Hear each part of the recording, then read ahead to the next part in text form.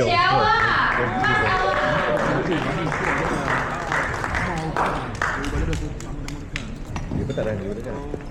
Oke, Bismillahirrahmanirrahim. Assalamualaikum warahmatullahi wabarakatuh. Waalaikumsalam warahmatullahi wabarakatuh. Selamat pagi Bro BSN. Kami sihat. Oh, Apa kabar Bro BSN? arah mana ya? Ya. Oke. Bapak-bapak? Di sini mau dipanggil Bapak, Ibu, Boleh. teman-teman, Boleh. paman, pacit, teman-teman aja ya. Ya. Oke, teman-teman. Ya, Oke, bisa. saya izin panggilnya teman-teman ya.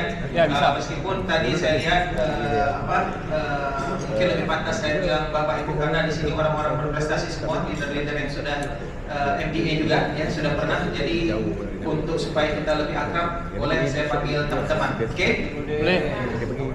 Nama saya Om Muda Satria. Jadi sebenarnya saya di Indonesia. Selain di Takaful, saya juga sekarang advisor di capital market dan juga di banking. Ya, tapi fokus ke syariah. Cuman pengalaman saya, teman-teman semua, ketika kita membangun sebuah kemajuan, pertumbuhan atau sistem, ada 3 hal yang perlu kita perbaiki. Ya, jadi dalam sistem itu ada userware, hardware, dan software. Oke? Userware, hardware, dan software.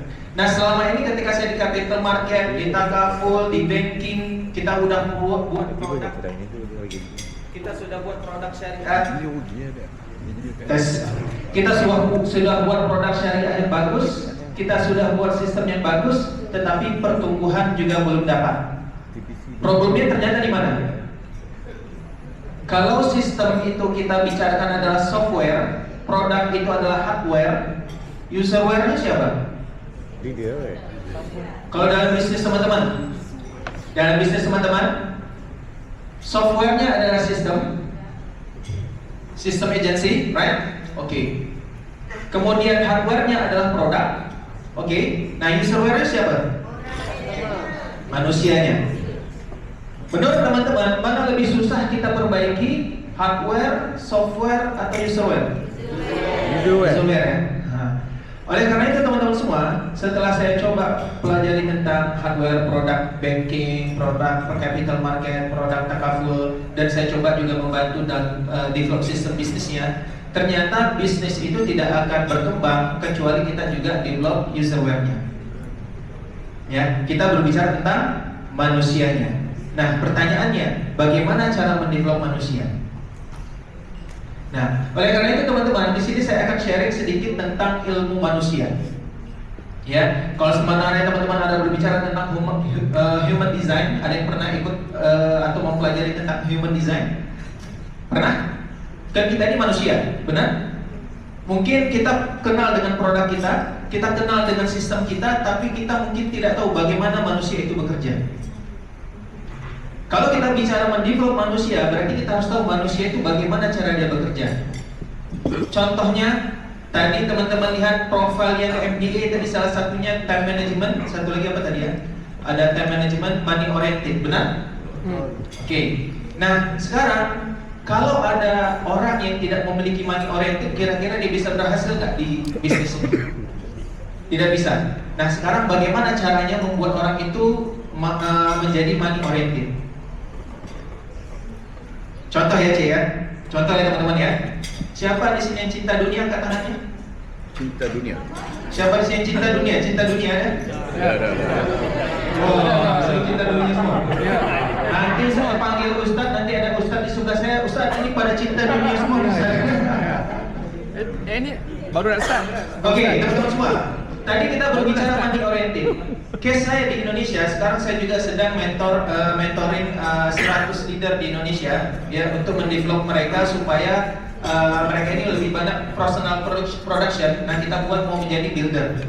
Nah, problemnya adalah salah satunya case di Indonesia itu macam ini teman-teman. Kadang di Indonesia itu udah datang motivator. Ayo kejar start club, apalagi kejar MDRT, apalagi kejar promotion, apalagi macam-macam lah. Untuk agent-agent syariah, lepas session apa yang mereka cakap? alah dunia ini semua.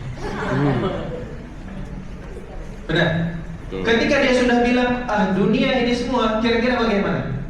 Apakah bisnis sistem yang bagus kita buat, produk yang bagus kita buat, tapi user barunya mengatakan dunia ini semua, kira-kira bisa kita bangun bisnis? Tak. Nggak bisa.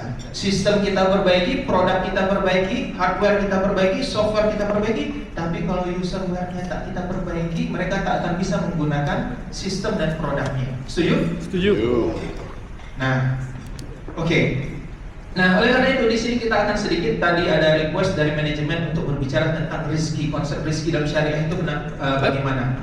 Ya, makanya kalau teman-teman di sini ada yang bilang cinta dunia semua, nanti kalau di depan ustadz berani, kalau ada ustadznya yang cakap siapa sih cinta dunia, angkat tangannya, ada yang mau berani? Tengok siapa Berani, yang tanya di dah. depan ustadz berani kak? Berani. Oh nanti kalau bilang ustadznya wah cinta dunia, berani ya? Jujur ya? Agree kak? Karena macam nih, saya ada kisah seorang leader, saya tanya, di sini ada yang tak cinta dunia tak? Angkat tangannya, yang tak cinta dunia ada? Absent. Nggak ada? Mana ni orang? Tak datang. Jadi ada dia, saya tak cinta dunia masalah. Kenapa? Karena agama kita mengatakan kita tidak boleh cinta dunia. Oh oke. Pertanyaan kedua, you punya istri? Punya. You cinta istri tak? Cinta. Cinta. Punya anak? Punya. Cinta anak tak? Cinta. Cinta. Kalau dengan harta cinta tak? Cinta. Tak, dia bilang harta itu dunia, dia tak cinta. Jadi kita bisa melihat bagaimana tidak konsistennya. Dia bilang dia tak cinta dunia, tak cinta harta, tapi dia cinta istri dan cinta anak. Padahal anak dan istri bagian dari dunia. Oke, sehingga kalau dia sudah punya tak cinta dunia, kita mau bagi motivasi apapun, bla bla bla, dia tidak akan bergerak. Setuju? Setuju. Ada yang punya problem seperti ini di timnya? Hah? Kalau tim kakak cinta dunia tak? Duka-duka. Mereka semua. Ya. Tengok tangan dah tahulah cinta dunia ke cinta ni. Oke. Nah sekarang bagaimana cara kita mentransform? Tengok tangan. Kita cinta dunia, tapi tim kita mau gerakkan tak bisa karena mereka tak cinta dunia. Nah bagaimana merubahnya? Time management. Kita ajak dia fasting, prospek, bla bla bla. Dia katakan itu aktiviti dunia. Saya nak ibadah. Harus seimbang dunia dan akhirat. Kerja juga ibadah. Kerja juga ibadah gitu Pak ya. Nah, hal-hal itu nanti akan mempengaruhi mereka untuk bagaimana mereka bisa bekerja, ya. Nah, oleh karena itu teman-teman semua, di sini saya akan bagi tentang lebih banyak berbicara tentang belief, karena belief itu akan mempengaruhi cara manusia bekerja, ya. Ini tadi boleh next, oke. Tapi ada syaratnya nih teman-teman dalam sesi saya, karena kita memang cuma satu sesi, ya. Biasa kita melakukan workshop, banyak workshop nantinya. Tapi sini saya akan kasih gambaran saja. Di sesi saya ini syarat pertamanya tidak boleh mengosongkan gelas Anda. Kalau Anda belajar dengan saya tak boleh kosongkan gelas. Kenapa? Ini kan caranya ya. Kenapa teman-teman? Kalau misalnya kita setiap belajar mengosongkan gelas, sampai kita seumur hidup belajar kita cuma punya satu gelas. Setiap mau belajar kita kosongkan, kemudian kita isi. Mau belajar lagi kita kosongkan, kita isi. Berarti seumur hidup kita punya berapa gelas? Satu gelas. Di tempat saya, jangan pernah tuangkan gelas Anda, jangan pernah kosongkan. Tapi ambil gelas kosong yang lain untuk diisi. Jadi nanti setelah ini saya harapkan teman-teman banyak punya gelas dalam pikirannya, sehingga teman-teman banyak punya perspektif. Saya juga minta dibantu oleh teman-teman yang sudah MBA, punya experience. Saya juga ingin lihat bagaimana teman-teman, saya mau belajar juga dari teman-teman, karena biasanya saya belajar dari case-case di Indonesia. Pasti di Malaysia beda case-nya. Oke? Nah, jadi rules number one, jangan ada yang kosongkan pikirannya. Dulu ketika saya selesai dari Madinah, selesai dari Malaysia, bawa training saya pakai peci, pakai songkok, pakai baju ustaz. Ketika saya kondak training semuanya diam. Kenapa diam? Karena ustaznya cakap kita terima semuanya. Wow, ini nak betul nih macam ni. Lepas itu sekarang saya tak pakai itu sama sekali. Supaya apa? Supaya kita belajar dengan membuka minda kita. Jadi kalau saya ada yang salah, ada yang kurang tepat, langsung awam kayaknya di Malaysia itu tidak bisa berlaku lah. Di Malaysia itu berbeda, etc. Sampaikan saja, boleh? Boleh. Oke. Yang kedua, rulesnya adalah di sini nanti kita lebih banyak akan berbicara tentang, oke, boleh dibesar layar? Oke. Nah, teman-teman semua, di sini kita akan lebih banyak belajar tentang menurut teman-teman do atau think. Ya, jadi terkadang ketika kita membawakan training, ya kita banyak berbicara tentang remember dan understanding. Apa itu rekrutmen, bagaimana cara merekrut, sistem rekrut. Saya pikir, saya yakin teman-teman udah tahu itu semua, benar? Saya tak perlu menyampaikan itu. Atau mencoba mempraktikannya, role play. Saya pikir teman-teman juga semua sudah bisa mempraktikannya. Nah sekarang, ya di sesi ini saya akan lebih fokus kepada meminta teman-teman untuk berpikir. Karena di sesi ini kita akan banyak menganalisis, mengevaluasi, dan juga kita akan mencoba meng-create sesuatu untuk kita aplikasikan. Siap untuk berpikir? Siap untuk berpikir? Karena kita kalau ingin bertumbuh kan tak bisa hanya just do it, benar nggak teman-teman? Kalau kita hanya melakukan, impactnya cuma 30%. Apa yang kita lakukan itu harus kita evaluasi dan kita analisa kira-kira mana bagusnya, mana salahnya, kemudian kita perbaiki, baru akan ada pertumbuhan. Oke? Nah, sebelum saya mulai teman-teman, pasti teman-teman semua ingin bertumbuh, benar? Mau growth kan ya? Nah, simple question. Kalau saya tanyakan, kalau kita mau cari di mana titik pertumbuhan saya atau di mana growth zone saya, kira-kira teman-teman bisa mengelaborasinya? Kalau saya tanya sama dengan Cik siapa Cik? Cik Din. Cik Din, kira-kira growth zone-nya Cik Din apa? Growth zone. Zone pertumbuhannya, bukan comfort zone-nya, tapi growth zone-nya apa? Apa? Kira-kira sudah tahu? Kalau mau kita growth lagi, apa zone apa yang kira-kira mau di-explore? Tak tahu? Oke. Siapa lagi ada yang mau? Oke, dengan saya panggil Bang aja lah dari Indonesia. Bang siapa? Izan. Bang Izan, kalau kita nak tahu growth zone saya itu di mana, apa yang harus saya explore, kira-kira bisa disampaikan? Kita taker. Tahu. More opportunity. Khusus dia tu kat mana? Terlalu banyak lah. More knowledge. Oke, thank you. Jadi teman-teman, cara sederhana untuk mengeksplor di mana growth zone kita. Satu, lihat hal-hal yang kita takut dan tak confident untuk melakukannya, disitulah growth zone itu. Simpel kan ya? Ya, lihat sesuatu yang kita tidak berani atau takut dan kita tidak nyaman untuk melakukannya. Nah, disitulah growth zone itu. Nah, sekarang kalau saya minta, saya bagi waktu 1 menit bagi teman-teman semua. Coba identify, coba tulis apa saja yang selama ini teman-teman takut untuk melakukannya dan tak confidence melakukannya dalam konteks bisnis kita, bisnis takaful. Oke, coba sebutkan 5 saja. Saya minta 5 saja.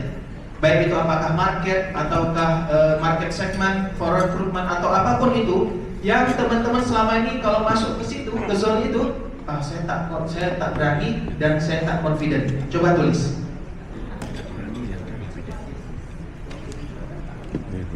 Jadi kalau kita nak growth lagi teman-teman, maka kita harus identify mana zona pertumbuhan saya. Cara mengidentifikasinya adalah 1, kita tak berani untuk masuk ke sana. 2, kita tak confident melakukannya. Nah, itu adalah ciri-cirinya. Kalau teman-teman selama ini melakukan, yang teman-teman lakukan adalah yang saya berani dan saya nyaman melakukannya, berarti teman-teman berada di comfort zone. Faham? Bisa dipahami? Faham. Oke, nah coba, sudah ada kan? Belum lagi? Apa yang buat kakak tak nyaman dan takut untuk melakukannya dalam bisnis ini? Approach janda. Contoh. Semua boleh buat, tak ada yang kakak takut, tak confident, tak ada. Oke, tak apa, berarti tak Kau cari tak apa? Apa tuh? Itulah. Kalau nak Malas. dia punya clue. Oke. Nah, ini common di Indonesia juga ada bicara malas. Tapi hati-hati malas nih ya teman-teman. Nah, nanti saya akan bahas malas nih kak. Ya, sudah tulis? Sudah? Belum dapat lagi? Betul. Saya takut suruh agent full time. 1, oke. Ada lagi? Itu. Nah, berarti di situ adalah growth zone-nya. Ada lagi kemarin ya, teman-teman yang selama ini saya lebih suka untuk jualan takaful ke market middle low, menengah ke bawah. Tapi saya tak confident kalau misalnya saya menjualan ke menengah ke atas. Artinya growth zone-nya yang mana teman-teman? Jualan ke mana? Middle up segment. Kalau dia tetap stay di middle low segment, maka dia di comfort zone. Comfort zone tidak akan menghasilkan growth zone. Oke? Bisa dipahami? Nah, artinya di bisnis ini kalau kita mau terus bertumbuh, kita harus mengeksplor area-area atau zone-zone yang kita tak nyaman dan tak berani masuk ke sana. Contoh, cek kalau rekrut orang-orang yang seumuran, cek berani, confident, yang seumuran, satu umur. Boleh berani. Kalau yang di bawah 10 tahun di bawahnya, lagi berani. Yang tak berani di umur berapa? Yang tak confident di umur berapa? Atas daripada, di atas justru tak berani. Berarti oke. Nah, tapi yang rekrut di atas umurnya itu perform atau tak? Perform. Tapi kenapa tadi padahal itu perform? Sebab saya tak balik itu. Nah, itu growth zone-nya. Oke.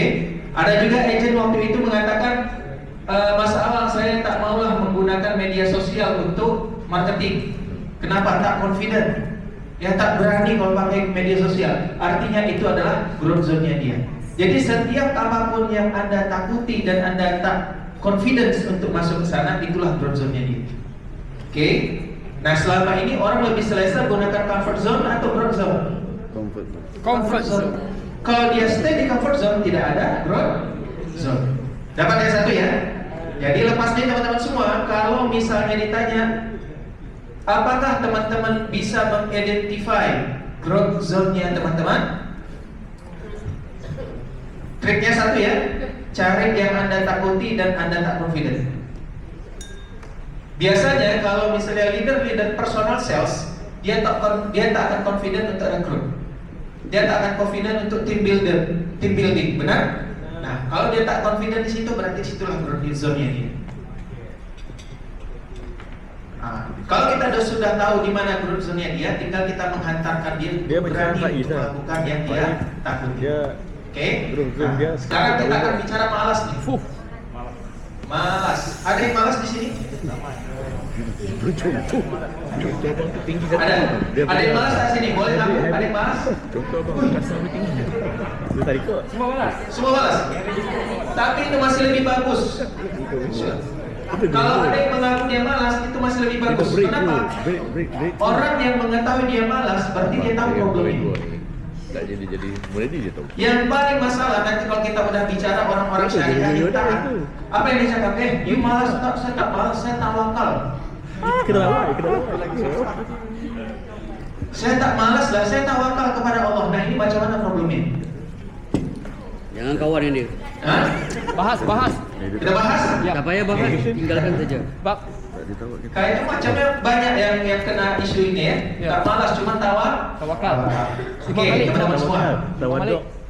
Kalau kita ingin melakukan perubahan pada manusia, berarti kita harus mengetahui bagaimana manusia itu bekerja. Manusia itu punya akal, Ya. mind, punya hati, kolbun, Kolbun. dan punya tubuhnya, jasadnya. Oke. Nah, pertanyaan saya, ketika manusia itu merespon dan melakukan pilihan itu diputuskan oleh akal atau dilakukan oleh hati? Hati. Hati dan akal. Karena kita harus tahu dulu mana yang memutuskan. Manusia itu ketika mengambil keputusan, yang memutuskan itu akal atau hati. Kalau kita salah, nanti kita akan susah nanti kita memperbaikinya. Seperti malas tadi.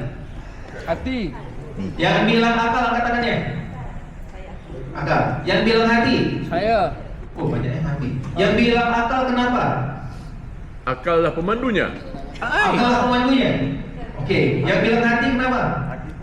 Hati juga pemandu ya? Hati itulah yang dipandunya. Yang Oleh karena itu digeraknya. kita harus pahami bagaimana cara manusia bekerja. Oke, Ya, yang mengatakan akal adalah yang memutuskan, saya tanya.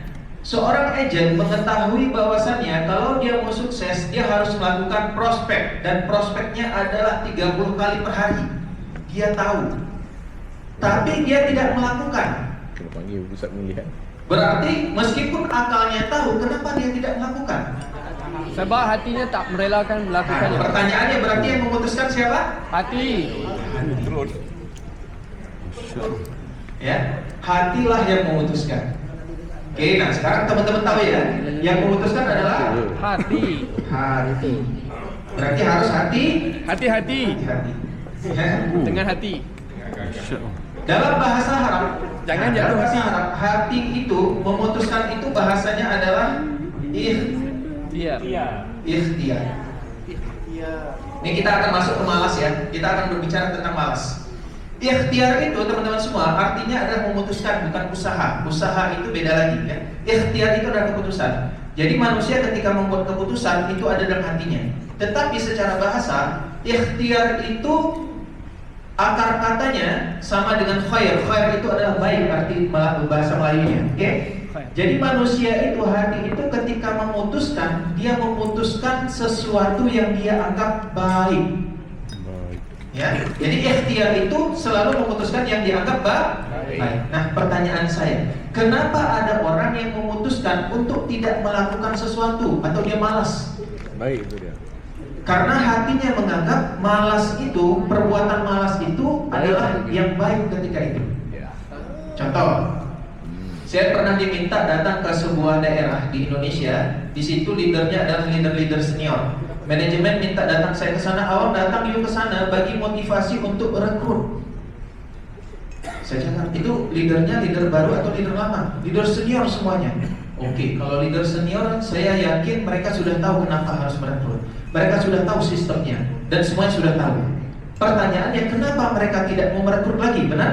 Benar. Oke, nah ternyata setelah kita datang ke sana, selama ini mereka sudah rajin merekrut.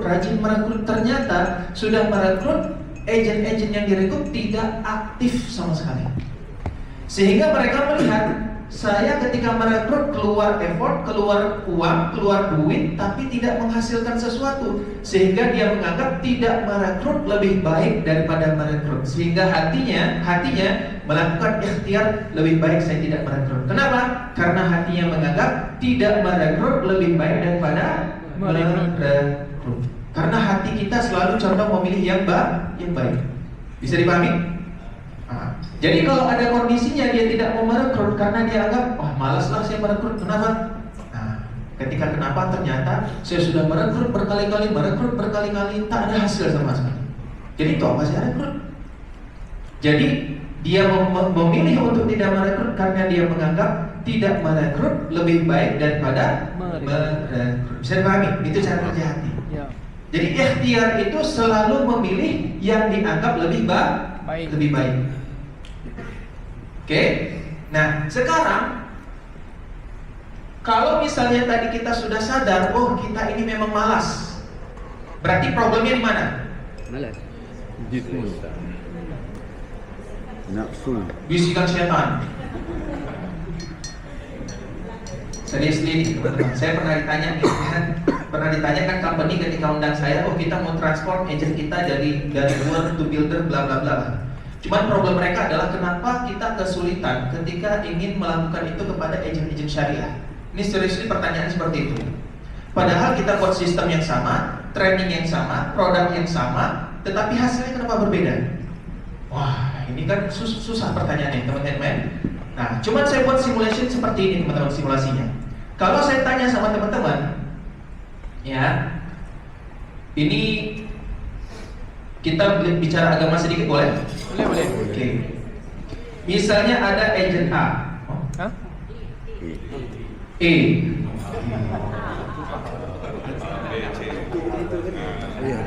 Oh, Oke, misalnya ada agent E, ya. E ini dia mencari harta yang banyak. Tapi harta ini ketika dia punya harta, tujuannya adalah untuk maksiat. Oh. Yang B sama, dia cari harta, tapi kalau dia dapat harta, dia gunakan untuk yang ibadah, sedekah, Infak. untuk yang baik-baik lah akhirat.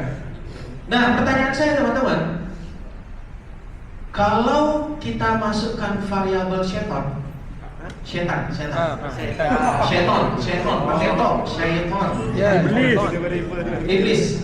Kalau kita masukkan iblis, nah pertanyaan saya, kira-kira apa yang dilakukan iblis untuk si E? Dia support. Kalau itu yang B, dia hasut supaya apa? Malas. Berarti kalau ada orang yang sudah taat ibadah, kalau dia malas mencari rezeki, berarti bisa saja setan sedang menghalaunya. Benar? 16 minit. Benar tak? Patutlah. Tapi nanti betul-betul tak bisa di manajemen datang, kenapa tak achieve target? Kita kalah sama setan. Kalau dah Betul jawab gitu ya. Tak boleh. Macam tapi setan itu punya pengaruh, punya kepentingan untuk orang-orang yang sudah mengatakan, saya kalau punya harta saya akan umroh, saya punya harta kalau saya punya harta saya akan haji, saya kalau punya harta saya akan bantu orang-orang, saya kalau punya harta saya akan bantu banyak orang. Kalau Anda sudah niat untuk menjadi orang yang baik, hati-hati, setan akan mempengaruhi Anda, jadi kawan. menghalau Anda supaya Anda tidak punya harta yang banyak. Tapi kalau you sudah mau mencari harta tujuannya untuk maksiat, untuk macam-macam, nah setan akan mendukung Anda. Bahkan pagi-pagi, bangun, cari uang, cari duit, gitu ya kan? Karena dia tahu kalau dia cari duit, dia akan melakukan maksiat. Tapi kalau ada orang yang dapat harta dia untuk sedekah, nah dia akan intervensi. Bagaimana cara orang ini supaya dia tidak banyak punya harta? Bagaimana cara iblis mengganggu manusia? Sudah paham belum bagaimana cara iblis mengganggu manusia? Boleh? Tapi kalau tidak Tak banyak harta, tapi banyak maksiat. Bagaimana soalannya kan? Tak banyak harta tapi banyak maksiat. Dia tak banyak tapi dia banyak masa.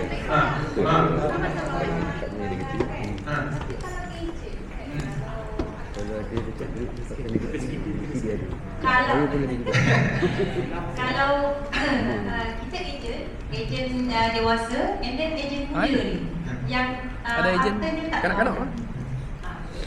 Tapi dia ibaratnya syaitan suruh dia. Macam mana tu? Macam mana? Kita rukyah aja kan? Betul. Yang tua tu dah ada. Rukiah ya. Ya. Dia dah sukses. Yang ini yang nak cari duit muda-muda dia tak apa. Harta tak banyak tapi tak apalah. Jadi macam tu. Siap. Jadi nak Akan kita jelaskan. Nah, Setan sudah tidur. gini ya. Sebelum kita membahas itu, kita bahas iblis dulu boleh ya teman-teman ya? Bisa? Boleh. Kita bahas iblis? Oke. Nah, sekarang pertanyaan saya teman-teman. Apakah sama ketika kita merespon atau ingin mendevelop agent kita? Satu dia mengatakan saya malas, dia tahu dirinya malas. Yang satu lagi mengatakan saya tidak malas, saya itu tawakal. Padahal dia juga malas, tapi dia katakan dia tawakal. Problemnya sama atau beda? Sama. Solusinya sama? Isinya berbeza. Beda. Yang bilang sama, yang bilang beda. Beda. Yang beda kenapa Cik? Sebab dia punya Kalau yang bilang malas, bedanya apa dengan saya tidak malas tapi saya tawakal? Apa bedanya? pemahamannya salah. Pemahaman yang salah yang mana? Salah satu itu salah. Yang tawakal, yang bilang saya tidak malas tapi saya tawakal. Berarti pemahaman yang salah. Kalau yang bilang saya benar malas, itu yang apa? Apanya yang salah? Itu dia sedar diri dia. Itu Dirinya yang salah. Oke. dia sedar diri. Thank you. Sadar. Yang itu dia salahkan orang. Yang salah orang ya.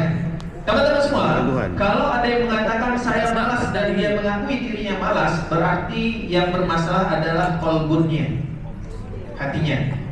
Tapi kalau ada yang mengatakan saya tidak malas, saya tawakal, itu yang bermasalah adalah Aklun. Pemikirannya. Pikirannya. Memperbaiki pikiran dengan memperbaiki hati sama tak? Beda. Beda. Karena yang mempengaruhi hati itu, nah ini ya, pintu masuk setan nih, pintu masuk setan. Kalau misalnya nanti teman-teman berbicara bagaimana setan menggoda manusia.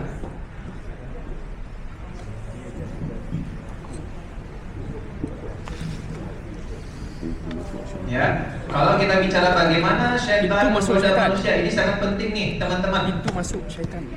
Setan itu menggoda manusia dengan dua komponen saja.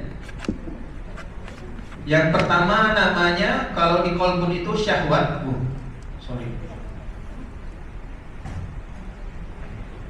Syahwat. Jadi yang malas-malas, hatinya malas, itu karena setan sedang menggoda hatinya dengan syahwat. Itu treatmentnya perbanyak doa, zikir, dan sebagainya. Karena itu masalah hati. Yang kedua, kalau kita bicara tentang minda, akal itu digoda lewat yang namanya syubhat. Pernah dengar ustaz-ustaz bilang ada syubhat, ada syahwat? Iya. Syubhat itu menyerang akal, syahwat itu menyerang hati. Syubhat itu contohnya apa? Ketika Umar bin Khattab datang ketika masa haji, dia melihat ada orang-orang di masjid yang dia kerjanya zikir saja, baca Quran saja, mereka tak cari nafkah sama sekali. Kemudian Umar bin Khattab datang sama mereka, kenapa kalian tak cari rezeki? Apa kata mereka? Oh, kami ini adalah orang-orang yang bertawakal kepada Allah. Kemudian apa kata Umar bin Khattab? Tidak, kalian bukan orang yang bertawakal, tetapi justru kalian yang menggantungkan diri kepada manusia lain. Apa yang dibantu Umar bin Khattab di sini? Meluruskan pikirannya.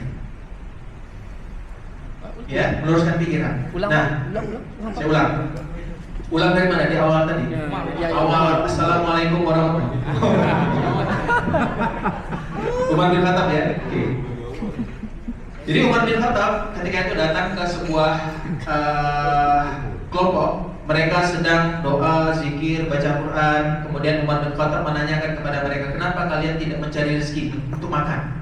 Mereka mengatakan, kami ini adalah orang-orang yang bertawakal kepada Allah.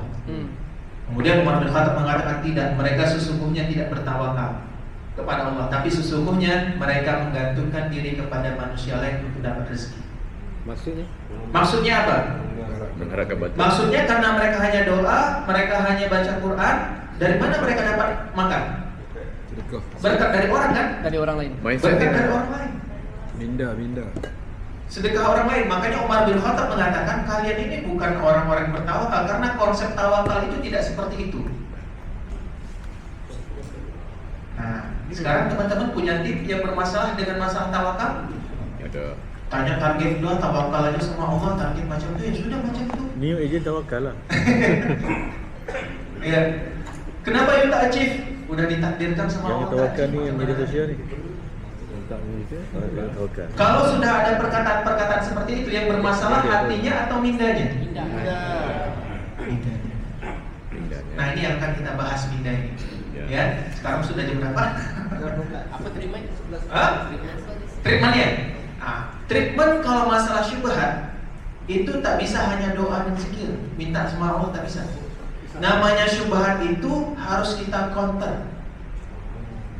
Ada penjelasan, dan untuk penjelasan masalah minda ini salah satunya harus punya authority. Keputusan. Contoh nih ya, kalau misalnya datang seseorang lah, dia tak punya background agama, tak punya background ustadz, tak punya sama sekali tak bisa bahasa Arab dan sebagainya, kemudian dia cakap tentang agama, teman-teman mau mendengarkan dia tak? Kenapa? Tak ada authority. Kalau kita tak ada authority, maka kita tidak akan bisa mengubah mindset orang. Ya, ada problem nih waktu itu di Indonesia. Agensinya setelah dia spin off ke syariah, bisnisnya drop. Didatangkan motivator lah ke sana. Kasih motivasi, tidak bekerja sama sekali. Kenapa? Tawakal. Karena motivator itu tidak punya authority untuk bicara tentang agama. tak punya otoriti tentang bicara tentang tawakal, tak punya otoriti untuk bicara tentang apa lagi? Tentang rezeki, tentang takdir. Sehingga apa yang disampaikan itu ditolak sama mereka. You siapa? Ustaz saya bilang macam ini, you bilang macam itu. Kalah dia kan? Dia mereka nggak akan bisa dilawan. Terus caranya bagaimana? Harus didatangkan orang yang paham bisnis dan paham agama, yang punya otoriti supaya bisa mengubah mindsetnya. Jadi ubah minda itu harus punya otoriti.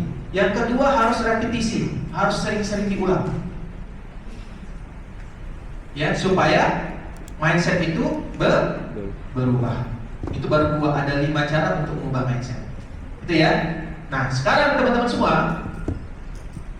saya akan membahas salah satu syubhat ya, yang sering yang kemarin ditanyakan adalah tentang rezeki. Ya. Nah, tentang rezeki ini teman-teman semua, kalau kita lihat rezeki itu sudah tertulis apa belum? Sudah. Rezeki sudah tertulis apa belum? Sudah. Oke. Nah, pertanyaannya, kalau rezeki sudah tertulis, untuk apa kita berusaha? Untuk merealisasikannya. Gimana tuh? Oke, sudah tahu berarti semua cara jawabnya. Benar ya?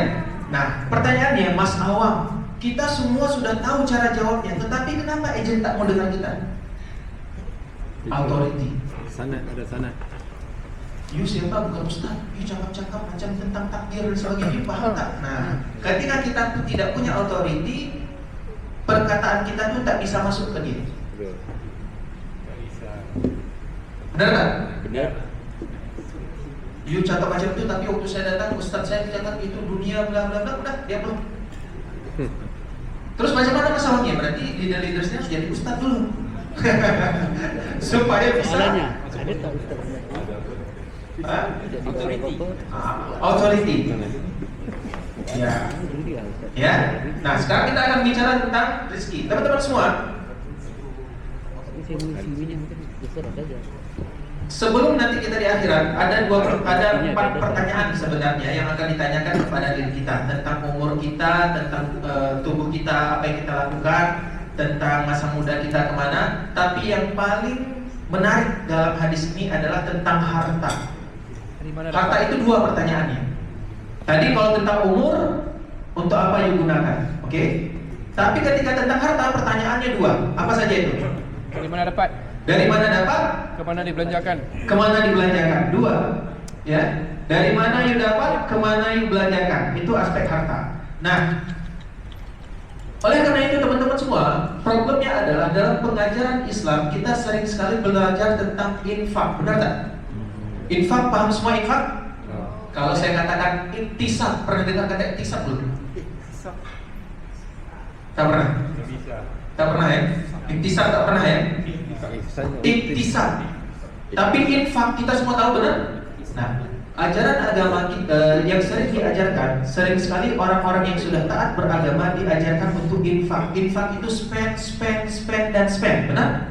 Nah, pertanyaannya, sekarang bagaimana cara untuk earn-nya? Pernah dibahas tak? Padahal para ulama nih, termasuk dalam kitab ini, Syekh Syaibani ini mengatakan, setiap perintah untuk spend, setiap perintah untuk infak, itu adalah perintah untuk mencari harta. Karena kita tidak akan bisa melakukan infak kalau kita tidak punya harta. Itu logiknya. Jadi kalau ada orang-orang yang ingin mengatakan saya mau infak, itu artinya dia harus mencari harta. Nah, pertanyaannya, ketika orang mau mencari harta, dikatakan orang mencari harta kerja keras, dia pulang letih dan sebagainya, you cinta dunia. Pergi pagi pulang malam, dunia aja yang dipikirkan. Kan gitu ya? Sehingga kalau dia tidak punya harta, bagaimana dia mau infak? Benar tak? Jadi sebenarnya syariah itu sendiri mengajarkan kita, kalau you mau infak, you harus cari harta. Nah, cari harta ini namanya adalah iktisab. Tapi ini jarang dibahas oleh di syariah. Padahal ini termasuk Syekh ulama ini, ya, Syekh Syaibani ini, dia mengarang kitab namanya Al-Kasbu. Al-Kasbu itu adalah kitab yang berbicara tentang cara mencari rezeki, mulai dari mindset, ya, mulai dari semangat, dan juga di kitab Al-Kasbu itu berbicara tentang dia menolak dalil-dalil orang yang mengatakan tak boleh cari harta karena itu dunia, tak boleh cari harta haram, bla bla bla, itu dia tolak di kitab itu. Ya, dia tolak tentang pendapat-pendapat sufi yang mengatakan harta itu tak boleh kita gunakan, harta itu fitnah, bla bla bla, dijauhi, dunia itu jauhi. Nah, di kitab Syekh Syaibani ini dibahas bagaimana cara mengkonternya. Oke? Nah, sekarang kita tidak akan berbicara tentang infak, kita akan berbicara tentang al-kasbu, bagaimana cara mendapatkan harta. Oke. Kalau kita bagi, tadi kan bicara money oriented ya, salah satu MDA itu ciri-cirinya adalah money oriented. Tadi ada yang mau bertanya sepertinya, silakan. Kalau mau jawab lagi tadi soalan yang kalau udah rezeki dah tertulis, kenapa nak kena cari? Okey. Poin yang kita nak cari. Kalau sudah tertulis, kenapa kita cari? Pertanyaannya, kita tahu tak berapa yang sudah ditulis? Tidak tahu. Ya kan? Kalau tidak tahu, maka pilihan kita mau mencari atau tidak. Ya kan? Karena kita tidak tahu berapa yang ditulis, kenapa kita pikirkan? Benar? Betul. Mengapa kita memikirkan sesuatu yang kita sendiri tak tahu? Dan kita fokus menjadikan yang kita tidak tahu itu sebagai defend kita atau excuse kita. Kenapa cuma achieve seperti ini? Ya sudah tertulis rezekinya seperti ini. Tapi Allah sudah Tahu bilang. tak problem kalau dia sudah mengatakan seperti itu, teman-teman? Kalau dia sudah mengatakan karena sudah takdirnya seperti ini, karena sudah tertulis seperti ini, dia tidak akan merasa bersalah sehingga dia tidak melakukan evaluasi dan analisa kepada masa lalunya. Kalau dia tidak melakukan evaluasi dan analisa kepada masa lalunya, maka masa depannya akan dia ulang mungkin seperti hal yang sama yang dilakukan masa lalu. Itu problemnya kalau kita sudah pasrah, ya.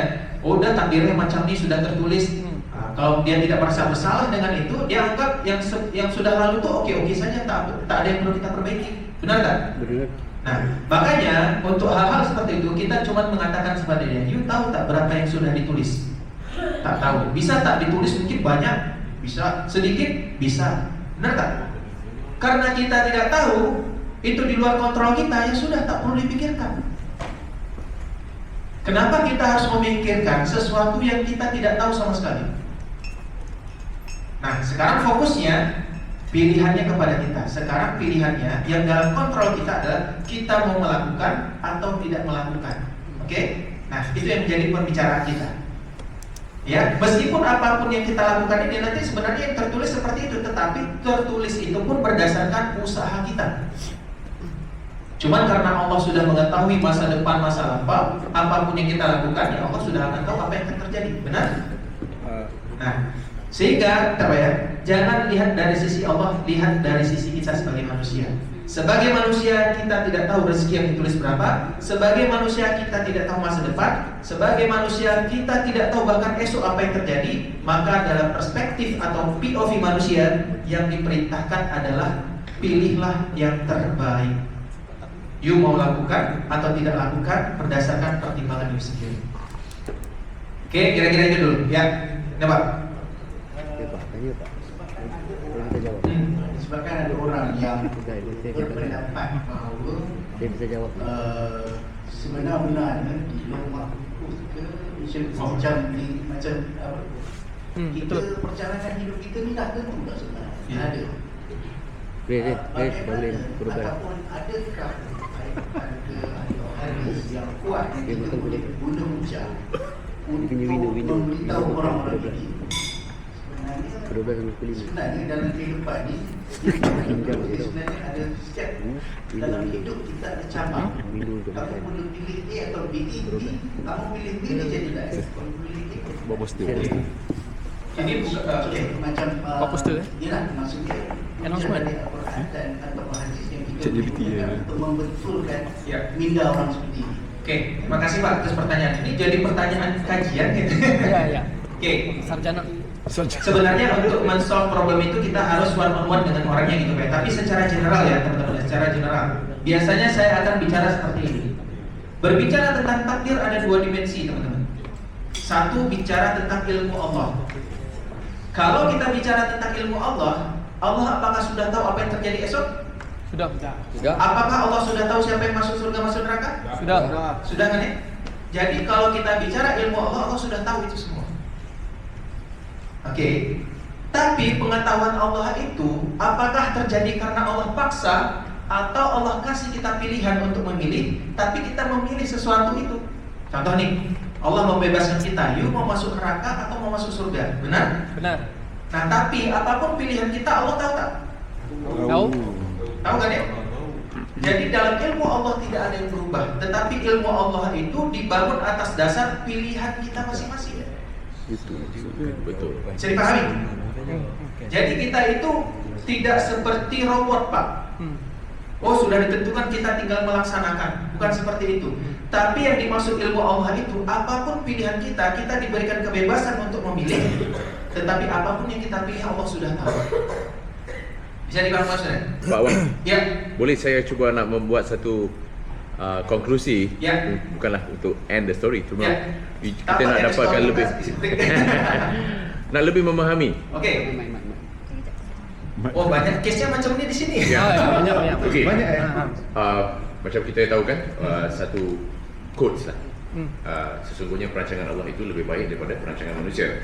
Macam kita bincangkan tadi, Allah sudah tentukan. Cuma kita sebagai manusia, kita mengharapkan, mendoakan apa yang kita rancang seiring dengan apa yang Allah rancang untuk kita. Benar kan apa yang Allah cuba sampaikan tadi? Siap. Saya mau lihat masukan lewat sini langsung ya teman-teman. Izin. Supaya lebih enak. Oke. Saya mau relatekan itu ke masalah rezeki ya, Pak ya. Ya. Sekarang rezeki itu terbagi dua. Ada rezeki yang kita usahakan, dengan effort kita, dengan kita melakukan sesuatu. Ada rezeki yang dari tak disangka-sangka. Kita tahu-tahu tiba-tiba dapat rezeki. Oke? Nah, itu bukan pilihan. Kalau you mau memilih, teman-teman mau memilih dari rezeki yang diusahakan atau rezeki yang tidak disangka-sangka, mau pilih yang mana? Tak disangka. Dua-dua. Tak disangka. Bukan, dua-dua. Disangka-sangka. Yang tak disangka-sangka aja gitu Pak ya. Oh. Karena kita memilih yang tidak disangka-sangka, kita pun tak Sudah ada tahu tiga. berapa income saya tak disangka-sangka karena tunggu dari Allah kapan dapatnya kan kayak gitu ya. Betul. Nah, untuk rezeki yang tidak disangka-sangka tak perlu dipikirkan. Bangun-bangun pagi ada Ya. 3. Yang tidak disangka-sangka Bahagia itu Allah yang bekerja, cuman kita berharap dengan doa dan lakukan perintah Allah. Kalau you cari rezeki, cari dengan cara yang halal. Oke, dengan kita melakukan rezeki cari yang halal, kemudian kita doa, nanti datang rezeki dari yang tak disangka-sangka. Oke, tetapi dari sisi kita juga harus cari rezeki yang disangka-sangka. Masa kita mau rezeki yang tak disangka-sangka aja, akhirnya income kita tidak stabil, benar tak? Betul. Nah, jadi ada dua cara Allah akan memberikan kita rezeki. Allah bagi langsung dengan yang tanpa plan kita, tapi ada yang dalam plan kita yang under control. Yang dalam kontrol kita harus lakukan juga. Nah, begitu juga dengan pertanyaan saya tadi. Allah ada rencana, iya. Tapi kita juga harus melakukan sesuatu, iya. Makanya dalam sebuah hadis dikatakan, kalau seandainya orang itu benar-benar tawakal dengan sebenar-benarnya tawakal kepada Allah, apa ganjarannya? Allah akan memberikannya rezeki. Tapi sering sekali hadis ini full stop sampai di situ, sehingga orang menganggap dengan tawakal Allah akan benar-benar kasih rezeki, benar? Padahal dalam hadis itu sambungannya apa? Sebagaimana Allah memberi rezeki kepada seekor burung. Bagaimana apa yang dilakukan burung itu? Dia pergi pada pagi hari dalam keadaan lapar dan pulang sore hari dalam keadaan kenyang. Tawakal diterjemahkan dengan usaha. Benar tak? Jadi kalau kita stop aja di tawakal, seolah-olah tawakal itu perbuatan hati, akal atau tubuh, teman-teman. Tadi kan manusia ada 3 ya. Ada akal, ada hati, ada tubuh kita, fisik kita. Tawakal itu tempatnya di mana? Ayo, Tawakal itu tempatnya di mana? Hati. Berserah diri itu tempatnya di mana? Hati. Hati. Jadi tawakal dengan usaha itu bukan pilihan. Tawakal dan usaha itu dia jalan sama-sama. Seiring. Tubuh melakukan, hati bertawakal. Apa fungsi tawakal itu, teman? Tawakal itu fungsinya adalah untuk menghilangkan keraguan untuk hal-hal yang di luar kontrol kita. Contoh, agent bilang, oh, saya tak mau prospek lah, saya tak mau present, takut saya closing, nanti ada register lah, nanti ada ini, bla bla bla, kondisi ekonomis global sekarang lagi tak benar. Padahal itu di luar kontrol dia, benar? Betul. Untuk yang di luar kontrol inilah kita diminta untuk tawakal. Serahkan sama Allah. Jadi kenapa kita pusing? Makanya orang-orang yang bertawakal itu dia tidak takut. Kenapa? Hal-hal yang di luar kontrol dia serahkan sama Allah. Misalnya doa keluar rumah, apa doa keluar rumah teman-teman? Bismillah. Bismillahirrahmanirrahim, tawakkaltu 'ala Allah. Oh. Benar? La Dengan bismillah saya bertawakal kepada Allah. Lepas itu apakah kita diam di rumah saja? Oh, saya sudah tawakal, saya keluar rumah. Akhirnya kita stop di rumah saja.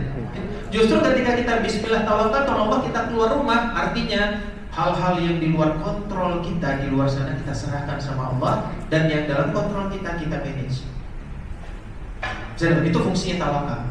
Makanya kalau ada orang-orang yang tak mau melakukan sesuatu padahal dia sudah kuat, dia punya azam, dia mau melakukan tapi tak melakukan, takut bla bla bla banyak hal. Nah, tanamkan sifat tawakal sama dia, insya Allah dia akan lakukan. Nah, itu fungsinya tawakal sebenarnya. Tawakal itu untuk menghilangkan keraguan, ketakutan dan apapun untuk yang di luar kontrol kita. Oke? Sedangkan yang dalam kontrol kita tetap usaha. Sudah jam 12. 12.10. Oke, kita masih ada waktu. Bawang. Pelan-pelan. Apa bang? Ya? Tanya yang dua jenis rezeki tu kan? Ya. Oh, rezeki ni. Saya ada terdengar yang pasal empat rezeki itu yang dimasukkan madmun, mamluk, mau'ud dengan adakah itu Salah kau pilih dua. Oke, saya harus cek lagi karena saya belum mendapat belum paham itu dari mana begitu ya. Tapi maksud dari apa konsep itu apa? Maksudnya yang diberitahu itu artinya rezeki ini ada empat jenis. Maksudnya ada rezeki yang memang dah ditentukan. Maksudnya awak usaha atau usaha memang Allah nak bagi. Itu memang bahagian awak. Lepas tu ada rezeki yang dijanjikan. Maksudnya awak usaha akan dapat. Dan ada juga rezeki yang diberi. Maksudnya memang dia nak bagi. Sebab tu dah dimasukkan macam saya rasa semua musliman. Arti kata rezeki itu macam kadang-kadang kita tengok dia tak usaha apa pun dapat je rezeki. Sebab itu memang dah rezeki yang dijanji dan dia nak bagi. Kau semayang ke, kau tak semayang ke, nah nanti ini membagi dia, kau ambil. Pagi ni aku ni murah je bagi aku. Kita tengok dia tak semayang tapi kereta Ferrari 3 biji, rumah bangla besar. Tapi itu memang dia nak bagi lah. Tapi ada rezeki pula yang memang kita usaha dan kita akan dapat apa yang kita usaha. Itu yang saya belajar dengan rezeki empat tu lah. Saya pun tak ingat madmun, mamluk, maupun dengan maksud azab. Okey. Tak apa-apa. Ya, itu masalah pembagian itu masing-masing ulama ya. Biasanya masing-masing ulama nanti punya pembagian masing-masing. Ya. Tapi yang mau saya jelaskan di sini, tapi sebelum kita lebih dalam lagi, teman-teman merasa ini memang ada problem di sini atau tak? Ada. Problemnya di tim teman-teman atau di diri teman-teman sendiri? Ustaz, satu soalan ni, Ustaz, ini rezeki bila rezeki tu akan habis bila ajal sampai. Ya. Kalau kita cari rezeki cepat-cepat dapat, cepat-cepat ajal sampai. Ada masalah ni soalan je. Atau apa nak prepare punya pemikiran? Ya, karena maksudnya tadi dia mencoba melihat karena rezeki itu sudah tertulis. Kalau misalnya tertulis misalnya ya, rezeki you adalah 5 juta. Kalau kita terlalu cepat sampai 5 juta langsung Itu yang buat lambat-lambat tu. Slow. Nah, makanya kita tidak perlu berasumsi dengan hal-hal yang kita tak tahu. Lepas tu kapan kita meninggal kita tak tahu. Yang perlu kita diminta adalah persiapkan untuk kematian tersebut. betul. Berapa rezekinya kita tak tahu, yang diminta kepada kita adalah kalau you cari rezeki yang banyak, infak yang banyak. Jadi kita tidak perlu memikirkan hal-hal yang tidak perlu kita pikirkan. Ya, makanya ketika ada seseorang bertanya, kapan hari kiamat ya Rasulullah? Rasulullah tak jawab. Yang penting apa yang kau persiapkan. Itu yang akan ditanya. Kan kayak gitu ya. Nah, jadi untuk hal-hal yang misalnya di luar pikiran kita, di luar jangkauan kita, hanya sifatnya assumption, udah tinggalkan aja teman-teman. Maka dalam beragama itu jangan gunakan asumsi, assumption. Oh nanti kalau semacam ini, udah tinggalkan aja. Karena kita pun tak tahu kepastiannya apa, benar tak? Takdir kita tak tahu, masa depan kita tak tahu. Yang kita tahu adalah masa lalu. Tapi masa lalu bisa kita ubah? Tak bisa. Masa depan kita tahu? Tak tahu. Bisa kita ubah? Boleh. Bagaimana cara kita mengubah sesuatu yang tidak kita tahu? Bisa diubah masa depan? Hah? Kita tak tahu masa depan, bagaimana cara mengubahnya? Ini konsep perubahannya teman-teman ya. Masa lalu kita tahu yang terjadi, tapi kita tidak bisa mengubahnya karena sudah lewat, benar. Masa depan kita tidak tahu apa yang terjadi, kita pun tak bisa mengubahnya karena kita tidak tahu, benar. Yang bisa kita pastikan berubah apa? Yang sudah terjadi masa lalu yang tidak baik, jangan terjadi di masa depan. Itu maksud perubahan itu. Jadi kalau kita mau melakukan perubahan, kita pelajari masa lalu supaya tidak terjadi di masa depan. Bukan kita kira-kira masa depan, oh sepertinya masa depan saya macam ini, nanti saya ubah macam ini, tak bisa. Kita bukan peramal. Itu namanya peramal. Pertanyaan saya, kita tahu masa depan kita macam mana? Tahu. Tak tahu. Jadi yang kita bisa ubah apa? Lihat masa lalu. Apa yang sudah berlaku baik, pertahankan. Apa yang tidak berlaku baik, ubah. Supaya masa depan tidak terjadi lagi. Bisa dipahami konsep perubahannya? Perbaiki. Ini kita udah mulai banyak bicara mindset nih teman-teman. Makanya tadi saya minta tim, sebenarnya satu-satu harus kita solve nih. Nah, sekarang konsep perubahan itu sebenarnya nanti yang kedua tuh. Perubahan tadi ya, masa lalu kita tahu tak? Tak tahu. Yang terjadi? Tak. Tahu. Bisa kita pelajari? Bisa kita analyze? Siap. Bisa kita evaluate? Siap. Tapi bisa kita ubah? Masa depan, kita punya pengetahuan masa depan? Teman-teman tahu terjadi apa di masa depan? Bisa kita evaluasi masa depan? Tak boleh. Bagaimana tuh evaluasi masa depan? Tak bisa, kita hanya bisa predict. Benar? Nah, terus kalau kita mau merubah, apa yang bisa kita ubah? Pastikan yang tidak baik di masa lalu tidak terjadi di masa depan. Itulah maksud perubahan.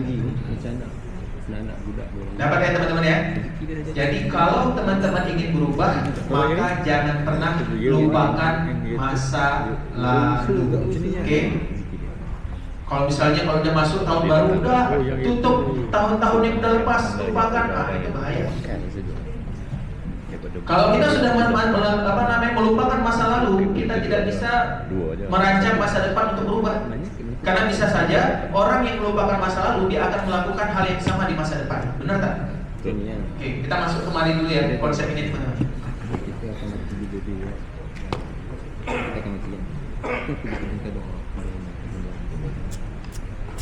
Tadi ada pertanyaan, kenapa orang yang misalnya dia tidak taat dan sebagainya, dia bisa saja dapat rezeki lebih banyak daripada orang yang taat. Benar? Benar. Tadi saya sudah bilang ada peran setan, benar? Benar. Ada peran setan. Kemudian yang kedua teman-teman, dalam konsep rezeki, karena dunia ini tidak berharga di sisi Allah, bukan di sisi manusia ya. Karena karena dunia ini tidak berharga di sisi Allah, maka Allah akan bagi rezeki kepada siapa saja. Kepada siapa saja. Kepada siapa saja ini maksudnya adalah mencari rezeki itu adalah hukum sebab akibat. Saya bagi contohnya macam itu. Ada orang taat, ada orang tidak taat. Oke? Orang yang taat, dia buka kedai cuma 2 jam sehari. Dia sama jualan, misalnya dia jual kedai runcit lah. Dia buka kedai runcit, dia taat, dia sholat, tapi sehari cuma 2 jam dia buka.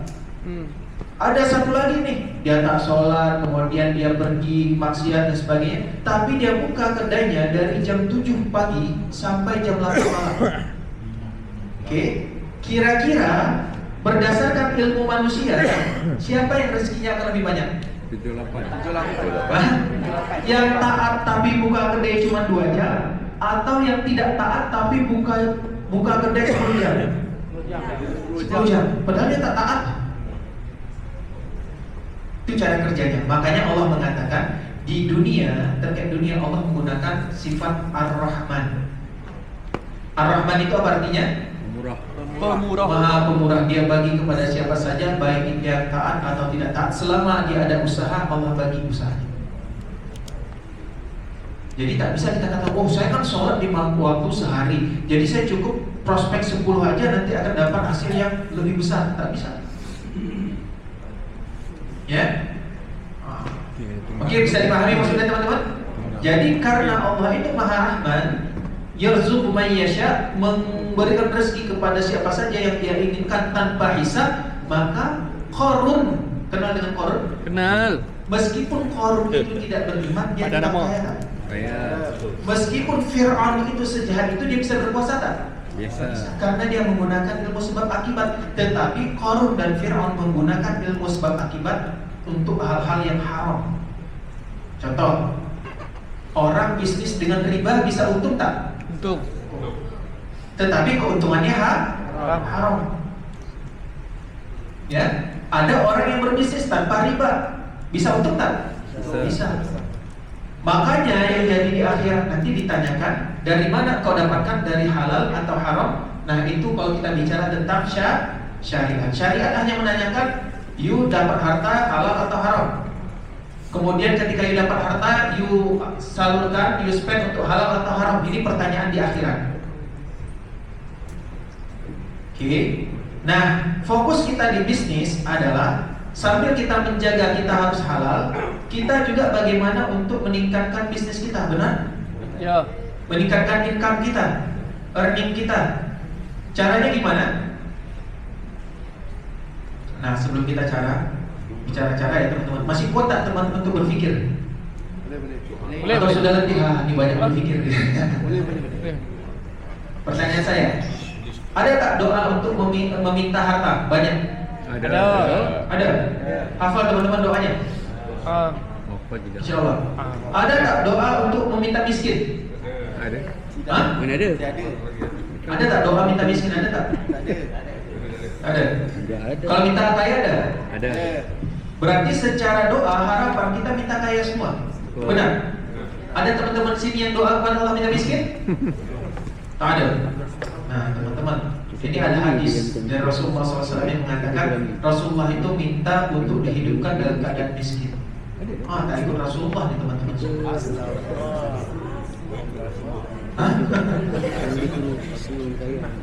Dan minta dimatikan dalam keadaan miskin dan dikumpulkan bersama orang miskin.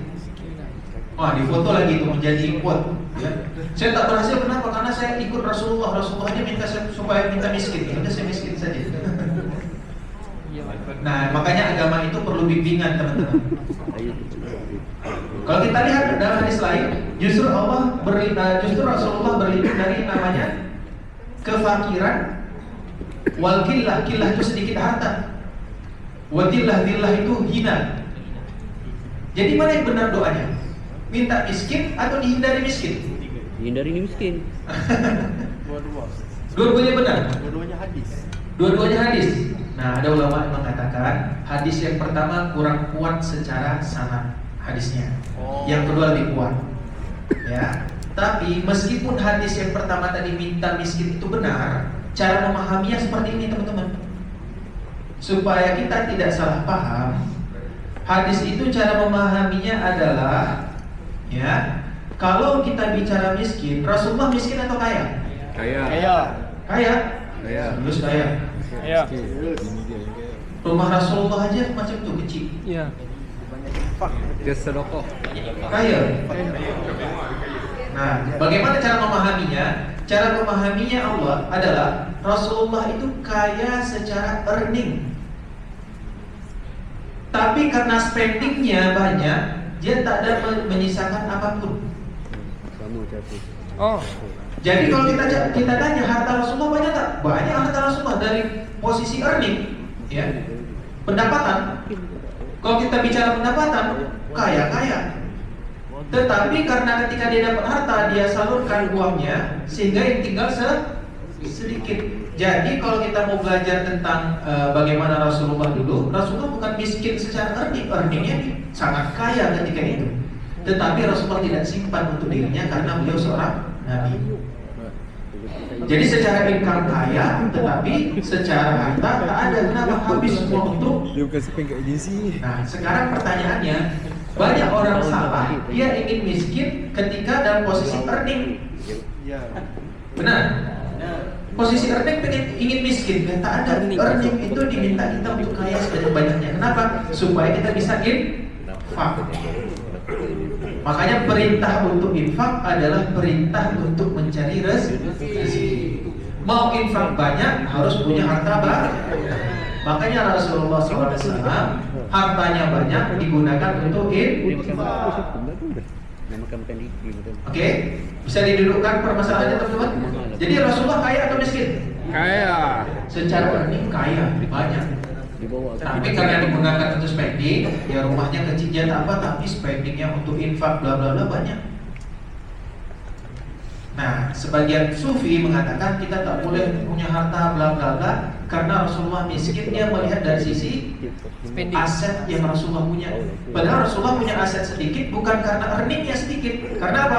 Earningnya banyak, spendingnya banyak untuk infak jalan agama, sehingga yang tersisa asetnya hanya sedikit. Bukan karena tak punya harta. Bisa dipahami maksudnya? Pertanyaan selanjutnya. Kenal dengan Abdurrahman bin Auf? Kenal? Kenal pada nama. Kenal di mana? Kenal nama aja. Pernah ketemu? Abdurrahman bin Auf itu kaya setelah masuk Islam apa sebelum masuk Islam? Sebelum. Utsman bin Affan kaya setelah masuk Islam apa sebelum masuk Islam? Sebelum. Abu Bakar kaya setelah masuk Islam apa sebelum masuk Islam? Sebelum. Umar bin Khattab kaya setelah masuk Islam apa sebelum masuk Islam? Belum. Artinya ilmu menjadi kaya tak harus masuk Islam. Karena ilmu kaya itu adalah sesuatu ilmu logik yang bisa dipahami oleh semua orang. Bisa dipahami? Ketika agama datang justru meminta Abdurrahman bin Auf, Utsman bin Affan dan sebagainya, you boleh kaya tapi gunakan dengan cara yang halal. Dan spendingnya juga untuk yang halal. Itu yang diajarkan oleh agama. Tapi kalau untuk berbisnis diajarkan nggak oleh syariah untuk berbisnis? Rasulullah hanya mengatakan kalian itu lebih tahu tentang dunia kalian. Artinya apa? Kita harus menggunakan akal kita untuk berbisnis. Bisa dipahami teman-teman? Abdurrahman bin Auf setelah dia semua ketika hijrah ke Madinah, dia tinggalkan hartanya di Mekah sampai ke Madinah, dia starting dari nol, benar? Nah, kemudian dia mau jadi orang kaya lagi. Apa yang dia lakukan? Cari ayat Al-Quran dan hadis. Nah, apa yang dia lakukan? Berniaga. Apa strateginya untuk berniaga? Tunjukkan aku di mana pasar. Satu perkataannya, tunjukkan aku di mana pasarnya, market. Kemudian Abdurrahman bin Auf apa yang dia lakukan? Dia analyze market ini apa demand-nya, apa problemnya dari market ini, apa pain point-nya. Kemudian dia come dengan solution. Oh, ternyata di market Madinah ini ada produsen yang create barang, ada pembeli, tapi tak ada yang tengah-tengahnya, marketernya tak ada. Nah, dia masuk di situ. Karena dia tak punya modal. Akhirnya dia ambil dari orang yang buat barang ini, dia jual kepada orang yang perlu. Nah, dia sebagai seorang sales ketika itu. Ya, dia bukan buat industri atau apa, tak. Dia sudah ada di situ orang-orang yang punya onta, punya kambing, punya barang-barang, tapi mereka tak mahir untuk jualan. Nah, Abdurrahman bin Auf, oke, saya jualkan barang-barang. Dia jual, dibeli. Ya seperti profesi teman-teman lah. Yang produk teman-teman siapa yang buat? Company, benar? Ada demand di market, benar? Nah, sekarang teman-teman yang fungsinya bagaimana produk yang dari company ini bisa dibeli oleh market. Itu yang dilakukan oleh Abdurrahman bin Auf, sehingga dia menjadi orang nomor 1 terkaya lagi di Madinah. Berarti profesi Abdurrahman bin Auf dengan teman-teman sama tak? Sama. Kalau hartanya sama nggak tak dengan Abdurrahman bin Auf sekarang? Profesinya sama tapi hartanya tak sama ya. Emang tahu berapa harta Abdurrahman bin Auf? Nah, coba nanti googling berapa sebenarnya harta Abdurrahman bin Auf. Dalam 1 tahun dia sudah menjadi orang terkaya. Caranya gimana? Memahami market. Nah, pertanyaan saya, apakah dalam Al-Quran dan hadis ada ilmu-ilmu tentang cara memahami market? Ada. Secara spesifik? Itu ilmu logik. Maka kita diminta berpikir bagaimana cara kita memahami market. Saya bagi contoh nih teman-teman. Market itu ada middle low, ada middle up. Bisa dipahami middle low dan middle up? Saya? Pertanyaan saya, kalau teman-teman sebagai seorang sales untuk middle low, teman-teman menawarkan hope atau menawarkan fear? Menawarkan harapan atau menawarkan ketakutan untuk menengah ke bawah? Harapan. Menengah ke bawah, teman-teman harapan atau ketakutan? Harapan. Kalau menengah ke atas harapan atau ketakutan? Ketakutan. Benar ya? Oke. Nah, apa yang terjadi jika kita tidak menganalisa market kita? Ternyata market kita itu menengah ke bawah, kemudian kita bagi kepada mereka ketakutan. Berhasil tak bisnis kita? Saya bagi contoh. Kita datang ke menengah ke bawah, Cik, protect your asset. Apa dia cakap? Saya aja tak punya aset. Kita bicara, aset you nanti bisa hilang kalau kena CI. Aset you bisa berkurang kalau kena CI, bla bla bla, cost-nya banyak, bla bla. Saya aja sekarang tak punya aset. Hilang, ya apa yang hilang? Kan gitu ya? Ketika kita tidak bisa mengidentifikasi market, strategi selling kita jadi salah. Justru kalau menengah ke bawah, dia ingin harapan memiliki aset, benar? Nah, bagaimana takaful bisa membantu mereka untuk meng-create aset? Atau sebaliknya, ada agent datang ke market middle up, Pak, create aset Pak pakai takaful. Saya sudah punya aset banyak. Pak, buat waris Pak, dengan takaful. Saya sudah punya waris banyak. Nah, artinya bagaimana takaful bisa masuk menengah ke atas dengan rasa takut? Apa kira-kira yang kita bisa ancam dia, orang-orang kaya itu? Kenapa harus punya takaful? Nanti hilang. Tax planning.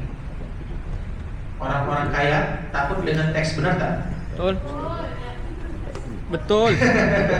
Orang kaya takut. Ternyata market middle up dengan market middle low itu beda cara masuknya, benar tak? Nah, bagaimana cara kita menganalisanya? Nah, itu yang dilakukan oleh Abdurrahman bin Auf, ilmu tentang memahami market. Ya, tadi Syarif sudah berbicara market di Malaysia macam mana, peluangnya, opportunity-nya, jumlah agentnya berapa. Nah, itu salah satu cara menganalisa market. Oke.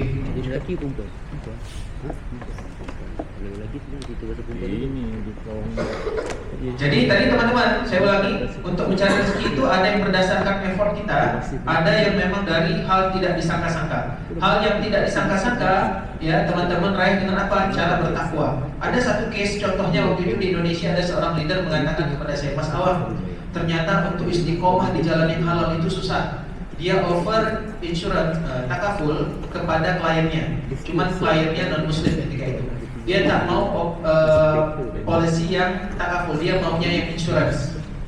Akhirnya dia kena rejection.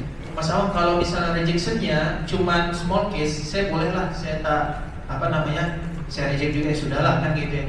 Tapi ini big case, saya mulai goyang keyakinan saya.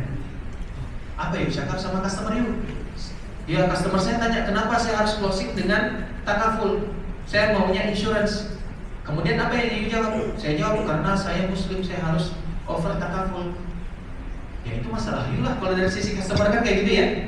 Nah, ternyata ya dia mulai bimbang. Saya cuma mengingatkan kepada dia, kalau you istiqomah tetap kepada yang halal, insya Allah dengan ketakwaan Allah akan kasih rezeki dari tidak disangka-sangka. Wah, akan saya coba katanya. Nah, lepas itu dia ikut training, teman-teman. Ikut training lagi, dia coba deep dive produk takaful yang medicalnya. Oh, ternyata di produk takaful medical ini yang di Indonesia itu punya keunggulan yang tak ada di konvensional, di insurance. Kemudian dia datang lagi tuh ke customer dia, ya, saya offer you takaful bukan karena saya muslim, tapi di takaful ini ada sebuah benefit yang tidak ada di insurance. Akhirnya apa yang terjadi teman-teman? Oh kalau itu oke lah, saya ikut takaful. Akhirnya alhamdulillah dia closing juga. Artinya ada ujian ketika itu. Ujian dia tetap mau istiqomah dengan takaful, atau karena di Indonesia boleh offer dua-dua ya, boleh offer insurance, boleh offer takaful. Sama di sini juga sama ya. Berarti teman-teman masih ada yang offer insurance juga? Tidak ada. Takaful semua. Lesen jangan lu tolak. Nah, jadi rezeki yang tidak disangka ini dengan doa, dengan ketaatan itu kita bisa dapat. Tapi kalau yang untuk usaha ya harus kita usahakan. Itu kasar. Nah, boleh ada nilai. untuk yang kita usahakan itu ada 4 caranya teman-teman. Yang kita usahakan itu apakah kita menjadi seorang employee, self-employee, business owner, atau investor. Itu haram tapi kita kan urusan lu. Penampung tu. Nah, gitu ya. Nah, kalau dia seorang produser, berarti produser itu dia masuk kategori yang mana, teman-teman? Employee, self-employee, atau business owner, atau investor? Produser. Produser. Agent produser atau leader produser itu self-employee atau employee atau investor atau business owner? Produser. Self-employed karena dia dapat dari commission, benar? Betul. Kalau leader itu Owner. Business owner. business owner. Oke. Berarti kalau teman-teman ingin mencari rezeki berdasarkan usaha, yang satu dari self-employed, satu dari business owner, benar? Oke. Nah, sekarang saya masuk langsung ke mari aja. Teman-teman, sekarang kita bicara mindset. Tadi leader adalah business owner, benar?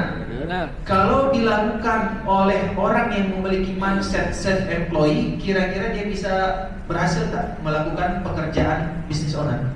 Tidak. Tak mampu. Tidak bisa. Tak mampu. Karena dalam hadis disebutkan, jika sebuah urusan diserahkan kepada bukan ahlinya, maka tunggu saja kehancuran. Jadi jika sebuah urusan misalnya my activity, saya seorang business owner karena saya orang leader, benar? Kemudian dilakukan oleh seorang employee, kira-kira dia berhasil atau tak? Tak. Pekerjaannya business owner, tapi dirinya seorang self-employed, kira-kira bisa berhasil? Tidak. Tidak. Enggak bisa.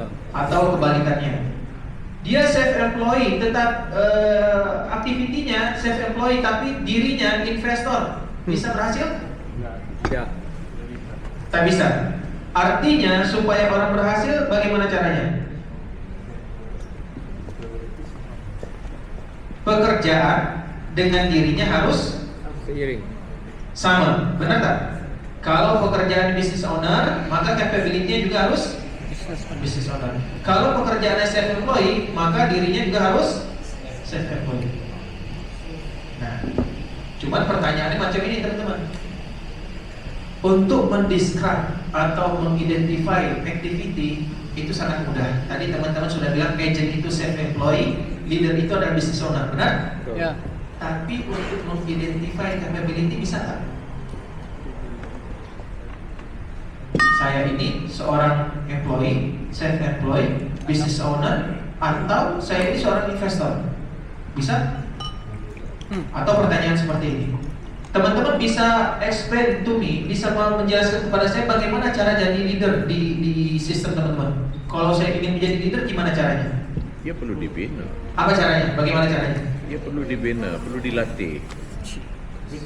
Rekrutmen, kemudian apa lagi? Production, benar? Ya benar. Pertanyaan, bagaimana saya mau jadi leader bisa kita jelaskan kepada tim kita. Kemudian pertanyaan kedua, bagaimana cara supaya saya punya leadership? Bisa dijawab? Artinya sistem yang kita bangun adalah menjadikan orang leader. Kalau kita tidak bisa membuat journey bagaimana memiliki leadership, yang kita bangun cuma activity-nya sebagai leader, tapi capability-nya tidak kita bangun. Ketika capability kita tidak bangun, akan ada gap antara activity dengan capability. Ketika gap ini semakin membesar, maka resultnya tidak akan ada hasil. Maka orang promote menjadi leader tidak cukup hanya sebagai leader, tetapi harus memiliki leadership.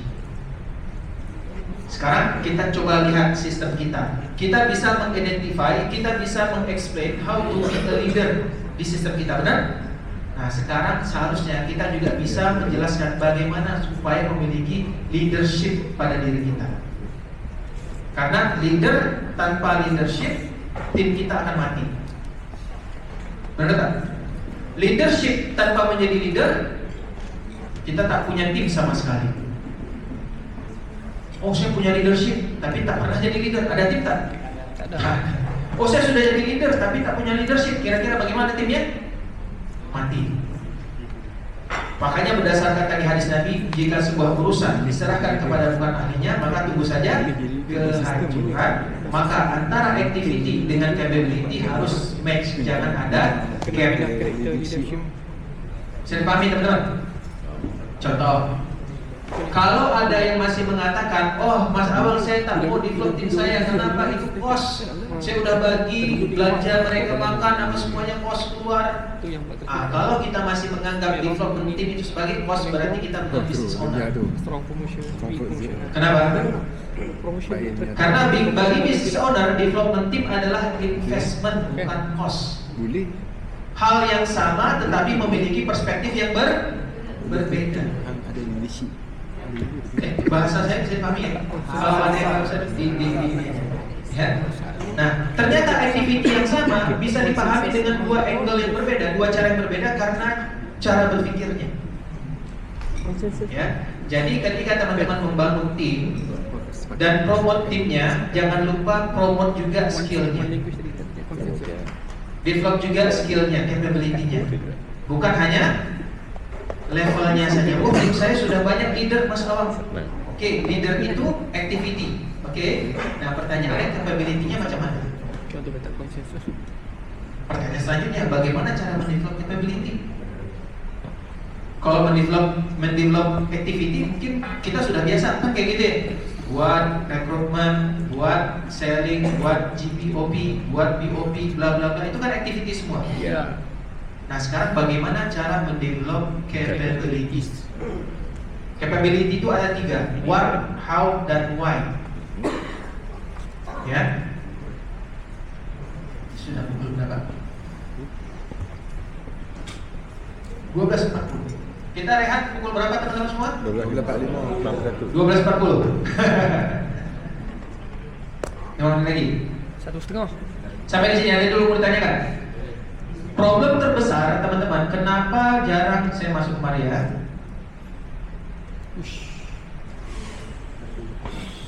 Ini sebenarnya program 1 hari nih teman-teman, sampai self transformation. Saya sedikit ingin membahas MAPA untuk nanti link to next session. Tapi kita harus membahas MAPA ya teman-teman. MAPA itu sangat bagus.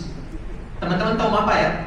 MAPA itu sangat bagus dalam perspektif bisnis, untuk mereview bisnis review, oke?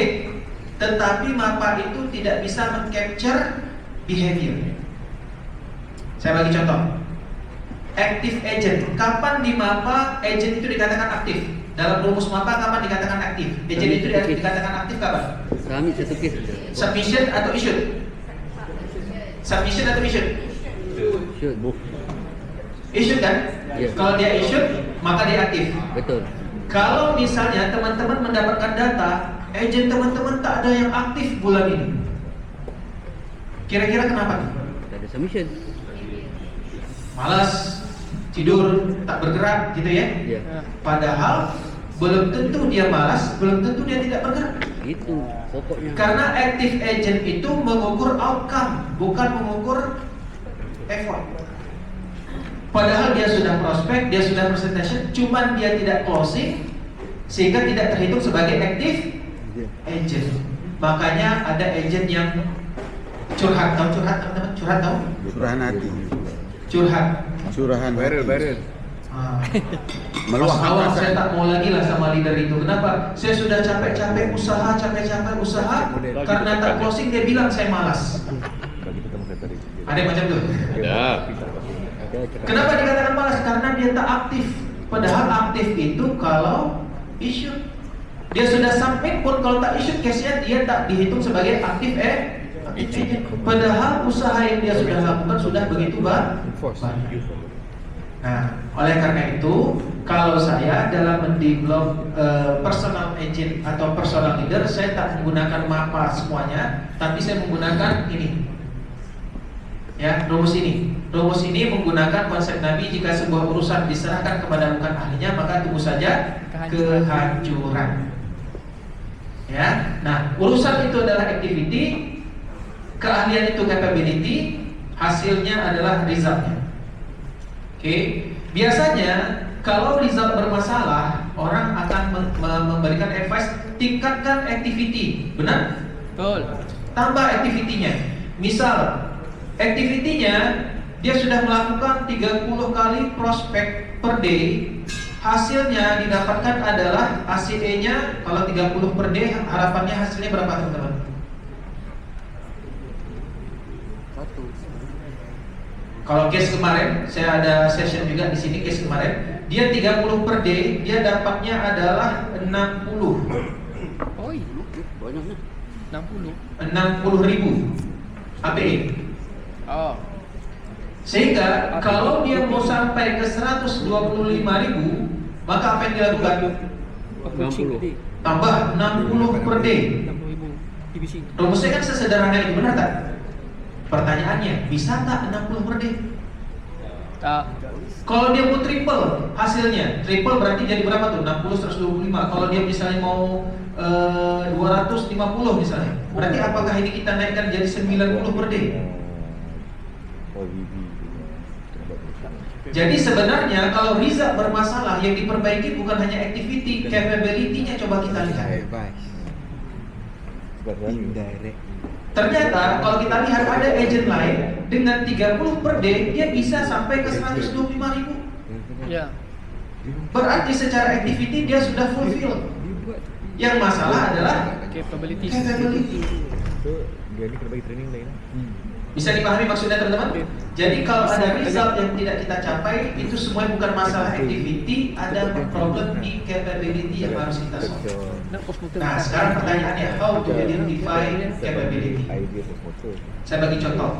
Teman-teman pernah lihat tak ada agent, dia tak paham produk, ya dia sering produk pun dia tak paham semua, tapi dia mudah kalau closing cepat. Ada yang seperti itu?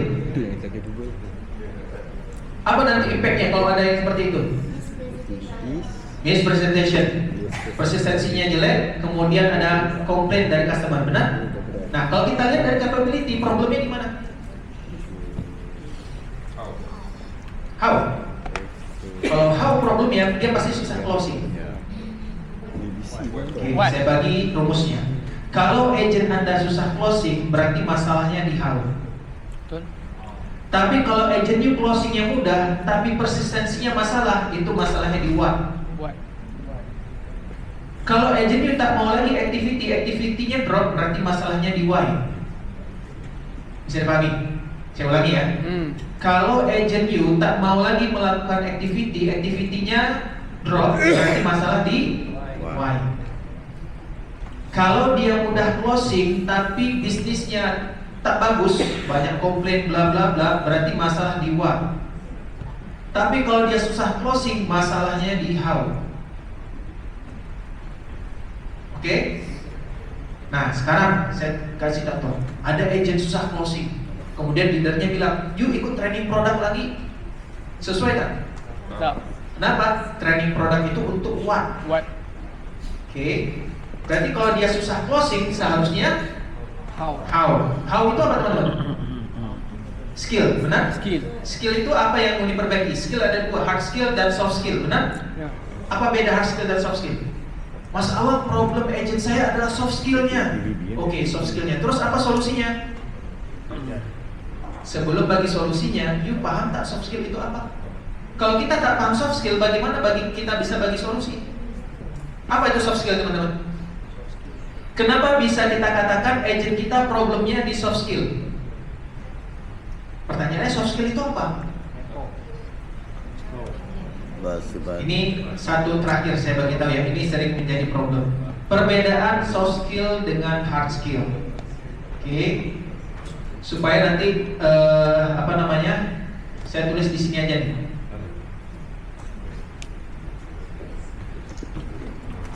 Ketika kita melakukan action, ini action ya teman-teman ya. Contoh actionnya apa? Misalnya actionnya adalah presentation. Ya, presentation, ini contohnya. Nah, kalau kita bicara before action, maka skill yang diperlukan oleh seseorang untuk melakukan, dia bisa melakukan action ini namanya hard skill. Jadi hard skill itu adalah skill yang diperlukan seseorang untuk bisa melakukan sebuah action. Itu adalah hard skill. Pertanyaan saya, supaya orang bisa melakukan presentation, apa yang harus dia lakukan teman-teman? Skill apa yang dia perlukan? Dia bisa menyampaikan ide selling. Dia bisa menyampaikan konsep yang ingin dia sampaikan. Oke? Tetapi hard skill ini hanya menghantarkan orang untuk bisa melakukan. Jadi hard skill itu hanya bisa mengantarkan orang sampai melakukan. Dari action ke result, ini kita bicara soft skill. Dari action untuk ke result, kita bicara soft skill. Soft skill itu adalah skill atau kemampuan yang diperlukan seseorang agar action yang dilakukan menghasilkan result. Nah, itu adalah soft skill. Contoh presentation, supaya menghasilkan result, maka pertanyaannya bagaimana cara dia melakukan presentasinya. Bukan lagi apa konten presentasinya, apa yang you sampaikan, bukan itu lagi pertanyaannya. Pertanyaannya bagaimana you menyampaikan kepada calon customer. Mulai dari body language, mulai dari cara you senyum, cara you duduk, cara you bagaimana membangun trust. Ya, nah itu bicara tentang soft skill. Jadi kalau agent kita sudah mau melakukan action, tapi actionnya tidak menghasilkan result, maka masalahnya adalah di soft skill. Jadi ilmu closing itu adalah ilmu soft skill, bukan ilmu hard skill. Nah, ada tadi saya bagi contoh, ada agent, dia tahu produk, tak tahu produk apa semua, tapi bisa closing benar. Nah, dia soft skillnya bagus. Soft skill itu tanpa paham produk pun dia bisa closing loh teman-teman. Dia bisa meyakinkan orang seolah-olah dia itu apa yang dia katakan benar, kan gitu ya. Nah itu soft skill. Confident levelnya tinggi, dia bisa closing, tapi tak tahu produknya. Nanti impactnya, persistensi, komplain customer dan sebagainya. Jadi orang yang sudah punya soft skill, dia harus sering ikut training produk supaya dia tidak salah menyampaikan. Tapi kalau orang yang sudah paham produk, harus diajarkan soft skill supaya dia bisa closing. Ternyata ilmu closing berbeda dengan ilmu produk. Bisa dipahami teman-teman semua? Ya, itu beda soft skill dengan hard. Nah, pertanyaan saya, ide selling itu hard skill atau soft skill? Selling idea. Selling idea itu hard skill atau soft skill? Soft skill. Hard skill. Idea. Hard skill. Orang supaya bisa melakukan action dia perlu idea. Berarti idea selling itu menghantarkan orang dari tak melakukan menjadi melakukan. Jadi kalau ada Mas Awang, ini problemnya soft skill, bagi selling idea lagi dong. Problemnya kan tak closing, bukan itu. You udah punya idea selling? Sudah. Oke, coba praktekkan macam mana prakteknya. Kira-kira dengan praktek macam itu, you sudah bisa membangun trust tak? Level confidence-nya macam mana? Bagaimana cara you bertanya kepada customer? Nah itu semua bagian soft skill. Soft skill itu lebih general. Dia tak terkait dengan specific knowledge. Cara komunikasi itu soft skill. Cara bertanya itu soft skill. Confident level itu soft skill. Karena semua itu digunakan untuk semua profesi apapun. Tapi kalau selling idea itu hanya terkait takaful, benar tak? Tak bisa digunakan oleh orang investment, tak bisa digunakan oleh orang banking. Itu hard skill. Jadi kalau kita mau mendevelop agent kita harus paham tentang capability. Ya, ternyata untuk meningkatkan result bukan hanya meningkatkan activity, tetapi bisa dengan cara apa? Memperbaiki capability. Ini frameworknya teman-teman, nanti coba teman-teman latih lagi. Itu saya mau bagi frameworknya aja. Ada activity, ada capability, ada result. Kalau ada masalah di result, bukan semata-mata ini problem activity, ada problem capability di sana. Kalau misalnya agent kita activity-nya sudah banyak, tetapi resultnya tak bagus, maka pasti problemnya ada di capability. Ya, makanya coba belajar tentang ilmu memahami capability. Ya, bagaimana cara mendevelop capability. Salah satu capability tadi adalah kalau agent dia sudah promote menjadi leader, capability yang harus kita develop adalah leadership-nya. Kan gitu ya? Jangan sampai dia sudah promote menjadi leader, leadership-nya tidak kita naikkan. Dia sudah menjadi leader, tetapi cara berpikirnya masih self-employed. Kira-kira dia bisa sukses menjadi leader? Nah, bisa, karena leader itu harus berpikir dengan cara seorang business owner, membangun sistem, membangun tim, bla bla bla. Itu business owner banyak berpikir. Kalau self-employed itu banyak melakukan do dan do. Tapi kalau ketika dia sudah menjadi business owner, dia akan banyak berpikir, menganalisa, mengevaluasi kinerja tim. Dia akan lebih banyak menggunakan tim. Nah, itu adalah transformasi. Dari seseorang yang suka melakukan do dan do menjadi orang yang think.